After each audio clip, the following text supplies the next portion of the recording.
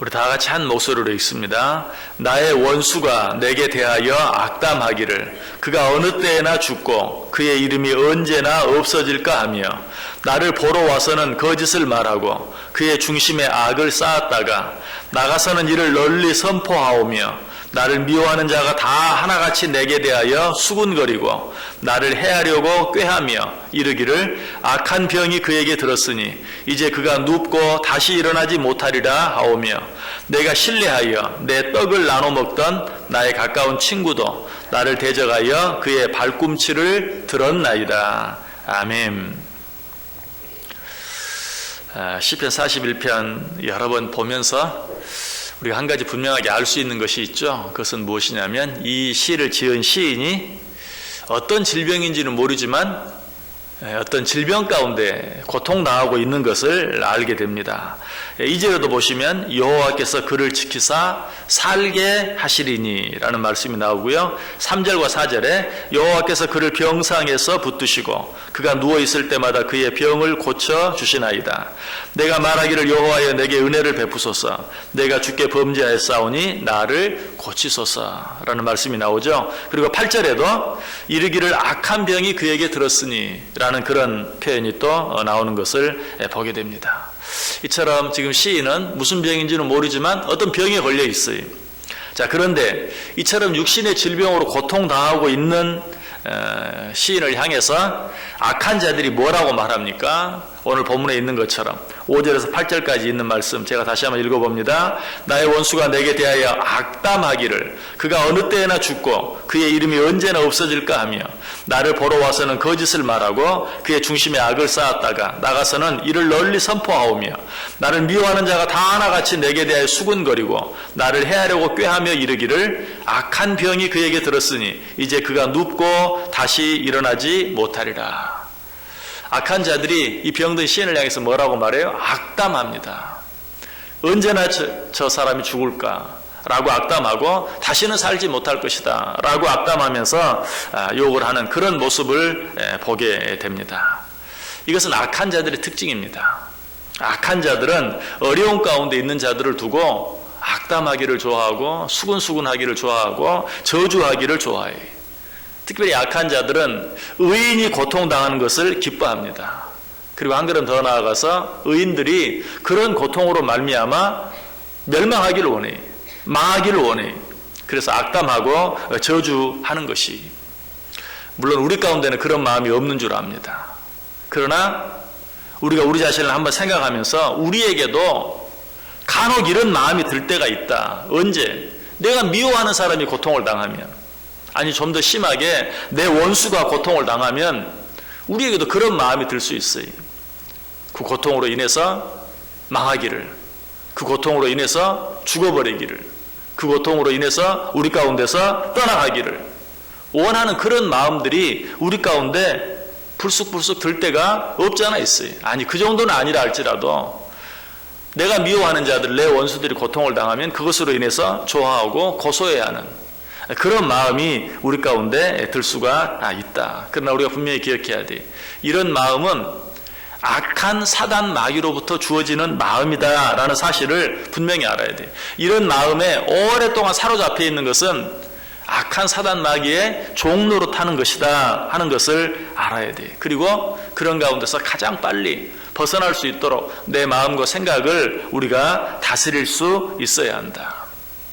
잠언 24장 17절 이하에 보면 내 원수가 넘어질 때 즐거워하지 말며 그가 엎드러질 때에 마음에 기뻐하지 말라. 여호와께서 이것을 보시고 기뻐하지 아니하사 그의 진노를 그에게서 옮기실까 두려우니라. 너는 행악자들로 말미암아 분을 품지 말며 악인의 형통함을 부러워하지 말라.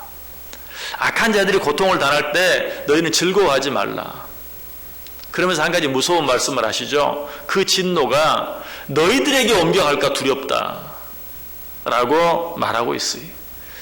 왜 하나님께서 이처럼 심하게 말씀하셨을까 하는 걸 생각하면서 우리는 이런 마음이 우리 속에 들 때 이런 내 마음, 이런 내 생각을 정말 악한 사단 마귀가 주는 마음, 생각인 줄 알고 그런 것들로부터 속히 벗어날 수 있어야 한다.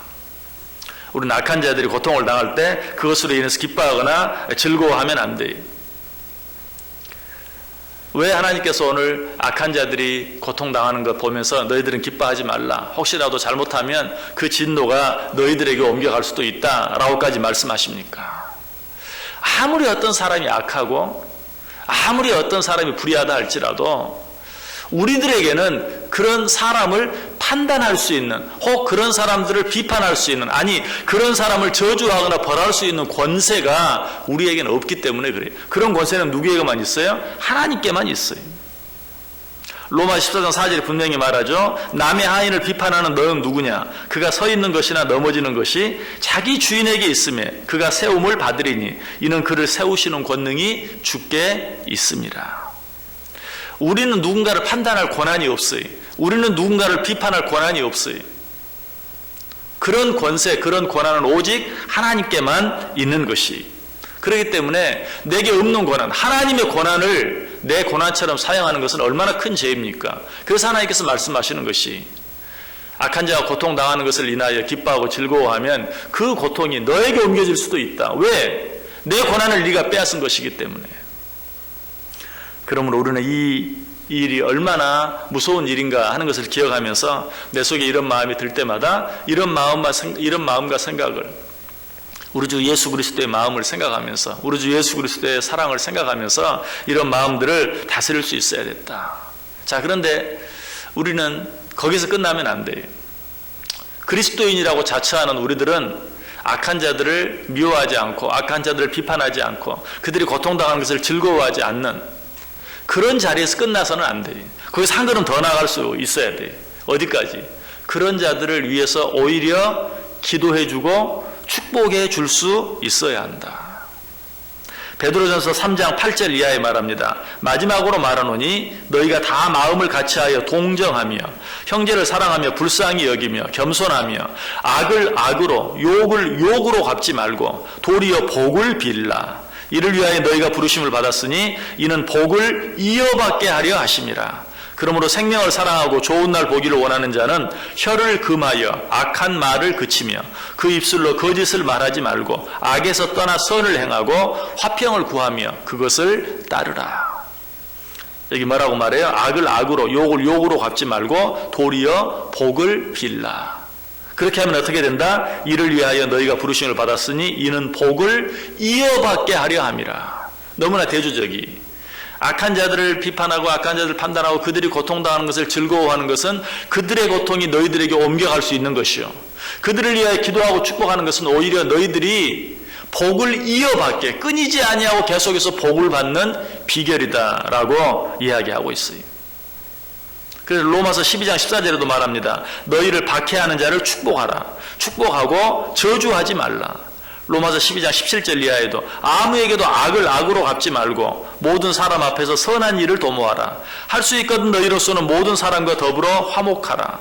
내 사랑하는 자들아 너희가 친히 원수를 갚지 말고 하나님의 진노하심에 맡기라. 기록되었으되 원수 갚는 것이 내게 있으니 내가 갚으리라고 주께서 말씀하시니라. 여기서도 분명히 말하죠. 원수 갚는 것이 내게 있다. 원수 갚는 것은 내 권한이다. 네 원수라고 해서 네가 원수를 갚으려고 하지 말라. 네가 미워하지 말라. 네가 판단하고 네가 비판하지 말라. 네가 저주하지 말라. 그 고통, 그 저주, 그 벌이 너에게 옮길까 두렵다. 또 로마서 12장 21절에 뭐라고 말합니까? 악에게 지지 말고 선으로 악을 이기라 라고 이야기하고 있어요. 이렇게 할 수 있는 자가 바로 그리스도인이. 왜 그렇습니까? 그리스도인이라는 말 속에는 무슨 의미가 있습니까? 그리스도를 닮아가기를 원하는 자들, 그리스도의 제자들, 예수님의 제자들, 바로 그런 의미가 그리스도인이라는 말 속에 포함되어 있어요. 그러므로 그리스도인들은 예수님께서 하신 일을 따라 행할 수 있어야 돼요. 아니 적어도 예수님께서 하신 일을 흉내라도 내볼 수 있어야 돼요. 우리는 그런 말을 들으면서 예수님은 예수님이니까 그렇게 하시지만 예수님이 어떻게 하셨죠? 십자가상에서 자기를 죽이는 자들이 위하여 저들이 하는 일을 알지 못하나이다. 저들의 죄를 사하소서. 자기를 죽이는 원수까지라도 위해서 기도해 주었어요. 예수님은 예수님이니까 그렇게 하셨지만 우리는 예수님이 아니지 않습니까? 우리는 그렇게 핑계해서는 안 돼요. 사도 바울이 우리에게 말합니다. 로마서 8장 29절에 하나님이 미리 아신 자들을 또한 그 아들의 형상을 본받게 하기 위하여 미리 정하셨다. 하나님께서 왜 우리를 태초부터 택하셨는가? 그 아들의 형상을 본받게 하기 위해서. 그리고 실제로 바울은 자기 자신이 예수님을 본받는 삶을 살았어요. 고린도서 11장 1절에 내가 그리스도를 본받는 자가 된 것 같이 너희는 나를 본받는 자가 되라. 내가 예수 그리스도를 본받는 자 된 것 같이 사도 바울은 예수를 본받는 삶을 살았어요. 그리고 말해요. 내가 그렇게 한 것처럼 너희도 그렇게 하라. 무엇보다 예수님께서 친히 뭐라고 말씀하십니까? 요한복음 17장 18절에서 아버지께서 나를 세상에 보낸 것 같이 나도 너희를 세상에 보내노라. 무슨 말이죠? 아버지 하나님께서 나를 세상에 빛으로 보낸 것처럼 나도 너희를 세상에 빛으로 보낸다. 실제로 예수님이 뭐라고 말해요? 너희는 세상에 빛이라. 빛은 언제 빛나죠? 어두운 가운데서 빛나요.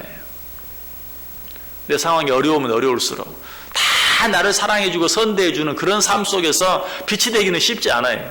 빛을 밝힌다 할지라도 환한 세상 가운데서 여러분들이 후레쉬를 켜는 것, 그 무슨 의미가 있습니까? 별로 의미가 없어요. 빛은 언제? 깜깜하고 어두울 때. 많은 사람들이 나를 미워하고 많은 사람들이 나를 인정해주지 아니하고 많은 사람들이 나를 저주할 때, 그때 내가 그들을 위해서 한번 기도해주면, 내가 그때 그들을 한 번 더 사랑해주면, 그때 내가 그들을 위해 축복할 수 있다면 그것이야말로 빛의 역할을 제대로 감당하는 것이 되는 거죠. 예수님이 이 세상에 빛으로 온 것처럼 예수님도 우리를 세상에 빛으로 보내셨어요. 우리는 어둠 속에서 빛을 발할 수 있어야 돼요. 이것이 바로 그리스도인된 우리들이 마땅히 살아야 될 참 삶의 모습이. 그러기 위해서 어떻게 해요? 악한 자들을 저주하지 아니하고 악한 자들을 미워하지 아니하고 악한 자들에게 복수하지 아니할 뿐만 아니라 한 걸음 더 나아가서 그들을 위해서 기도해주고 그들을 위해서 축복해 줄 수 있어야 한다. 더 놀라운 사실은 내 원수 나를 미워하는 자 악한 자들을 위해서 기도해주고 축복해 주는 것, 그것이 그들에게만 복이 되는 것이 아니라 그렇게 기도하는 나 자신에게도 복이 된다는 사실이. 마태복음 10장 11절 이하에 뭐라고 말하죠? 어떤 성이나 마을에 들어가든지 그 중에 합당한 자를 찾아내어 너희가 떠나기까지 거기서 머물라.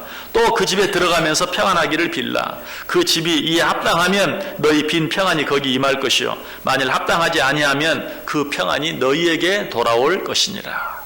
여러분, 내가 어떻게 저런 사람을 위해 축복할 수 있습니까? 내가 어떻게 저런 사람을 위해 기도할 수 있습니까? 기도해 줄 사람이 따로 있고 축복해 줄 사람이 따로 있지. 저 사람은 정말 기도를 받을 자격이 없고 축복을 받을 자격이 없습니다. 염려하지 말아라. 두려워하지 말아라. 그 자가 그런 축복, 네가 한 그 기도의 응답을 받을 자격이 없다면 그 기도의 응답, 그 축복이 너에게 돌아갈 것이다. 그러므로 우리는 그걸 생각할 필요가 없어요. 기도해 줄 사람이 따로 있지. 그렇게 말할 필요도 없어요. 축복해 줄 사람이 따로 있지. 그렇게 말할 필요가 없어요. 그 사람이 받을만 하면 받을 것이요 받기 합당하지 아니하면 그 빈 기도와 축복이 너 자신에게 돌아갈 것이다. 여러분, 원수를 위한 기도야말로 놀라운 중보의 기도예요. 아무리 이렇게 얘기해도 이 말이 받아들여지지 않는 분은, 나는 원수를 위해서는 기도 못해. 나는 나를 무고하게 미워하고 나를 저주하는 그런 자들에게는 복수하지 않고는 난 성격상 나는 견딜 수가 없어요. 이런 사람이 있습니까? 최고의 복수의 방법이 무엇인가? 정말 나는 복수하지 않고는 견딜 수 없다. 그대로 당한 대로 갚아주지 않고는 견딜 수가 없다. 내가 당한 대로 갚아줄 수 있는 최고의 방법, 가장 잘 복수할 수 있는 최고의 방법, 그게 뭔가? 그것이 바로 그 사람을 위해서 기도해주고 축복해주는 것이. 왜? 로마서 12장 20절에 이렇게 말하고 해요. 내 원수가 줄이거든 먹이고 목마르거든 마시게 하라. 그리함으로 내가 숯불을 그 머리에 쌓아 놓으리라. 내 원수가 줄이면 먹여라. 내 원수가 목마르면 마시게 해라. 그렇게 함으로 그 머리에 숯불을 네가 쌓아두는 것이다. 네가 그를 위해서 정말 너를 무고하게 미워하고 너를 저주하는 그 원수들을 위해서 네가 그래도 기도해주고 축복해 주었는데도 그 사람이 돌이키지 아니하고 회개하지 아니하고 잘못을 뉘우치지 아니하면 네가 빈 그 기도, 네가 빈 그 축복이 오히려 그 머리에 쌓아둔 축복이 되어서 그에게 더 무섭게 돌아가게 될 것이다.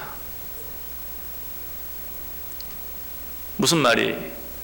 네가 오히려 그를 위해서 기도하고 축복해 줄 때 그렇다함에도 불구하고 그가 돌이키지 아니하면 그가 더 무서운 벌을 받게 될 것이다. 그러니 너는 이것저것 생각하지 말고 좀 인간적으로 표현하면 너에게 손해날 것은 하나도 없으니 너를 미워하고 너를 저주하는 내 원수를 위해서 기도하고 축복하라 라고 우리에게 말씀해 주고 있어요. 오늘 하루 어떻게 살기를 원하세요? 미운 사람이 전혀 없을 수는 없죠. 정말 보기 싫은, 얼굴만 봐도 재수가 없는 그런 사람이 있을 수 있어요. 우리가 인간적으로 세상을 살면서 그런 사람이 있을 수 있어요. 그런 사람이 없으면 얼마나 좋겠어요. 그러나 있어요. 어떻게 해야 될까요? 예수님이 어떻게 하셨는지를 생각하면서 정말로 그들을 위해서 한 번 더 기도해 주고 한 번 더 축복해 주므로 그리스도인다운 삶을 살고, 그렇게 함으로 나는 그들을 위해서 했지만 그것이 내게 축복이 되는, 그 축복을 받아 누리는 정말 귀한 하루, 귀한 인생 꼭 되실 수 있기를 주님의 이름으로 간절히 축원합니다.